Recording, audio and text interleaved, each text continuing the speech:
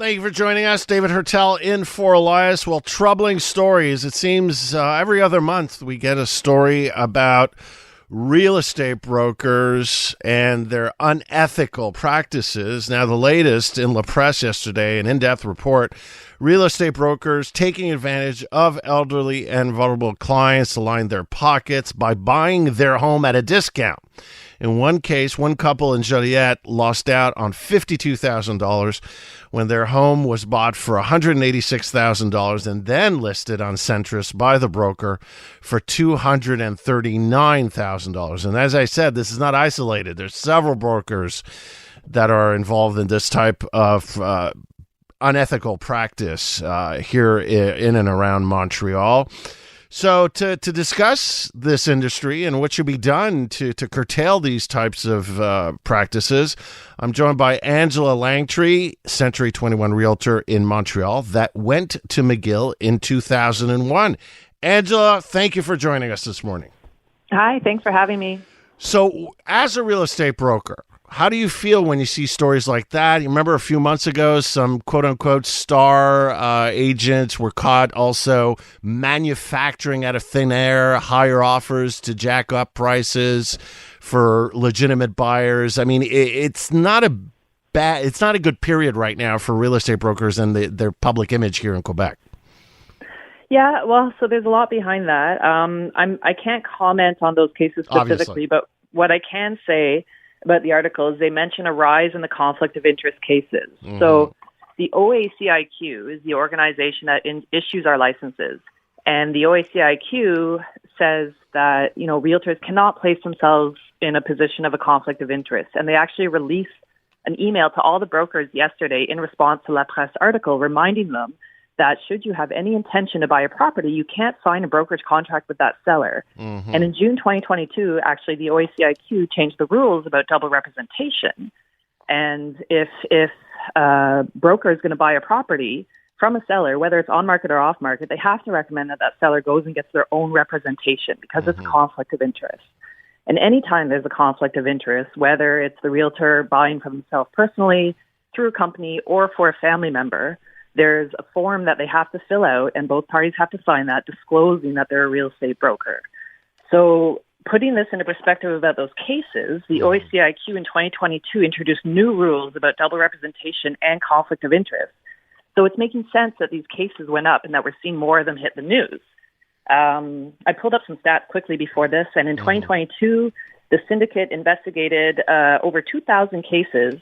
69 went to the disciplinary committee of the OACIQ. And in 2022, there was 87,000 residential sales. So those disciplinary cases only represent less than 1% of all transactions that year. And now if the public is selling on market or even off market, whether it's to a real estate broker or a neighbor, they have any questions about that procedure, they can call the OACIQ because their primary mandate is to protect the public.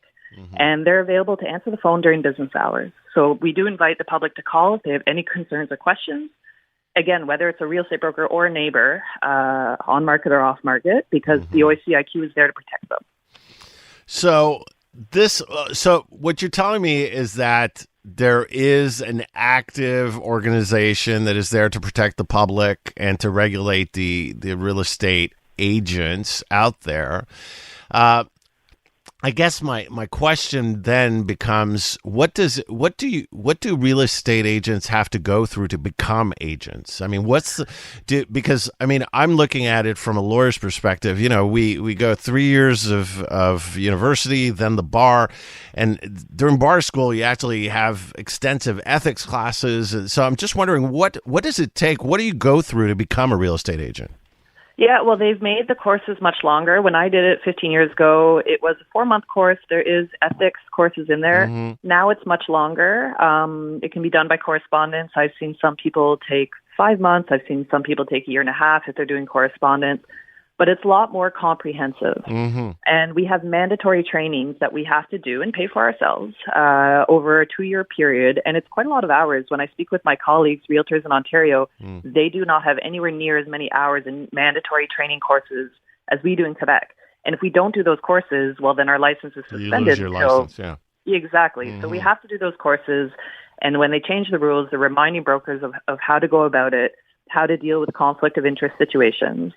And now with the double representation, even if a property is on the market, the listing broker has to tell a direct buyer, I'm in a contract with the seller. I recommend that you go and get your own representation, to have a realtor sign a contract. The buyer's contracts have come out, and more realtors are putting their clients into buyer's contracts because if they're not in a contract, they actually can't advise them on pricing and comparables.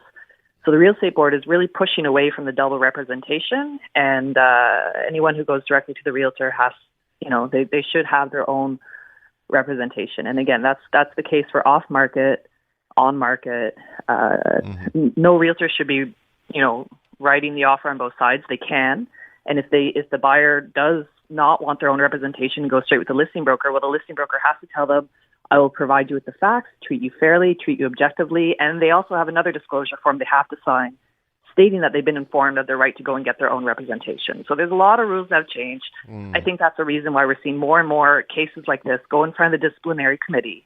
Realtors are adjusting to this new territory. Not that that's an excuse, but the OACIQ is there to protect the public, and there are rules we have to follow.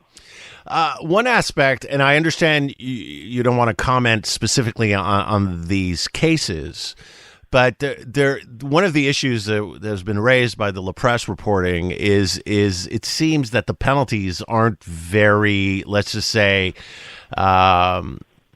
I would say not very high, not very important, or actually may not have the type of effect that could be searched to really curtail this type of behavior. What are your thoughts on that? Well, I think hitting the news, especially from a case for these disciplinary committees, is that in itself, aside from fines or license suspended or revocation, that in itself is pretty hefty because I'm sure that's affected the business of these realtors whose names are in the news right now. Sure.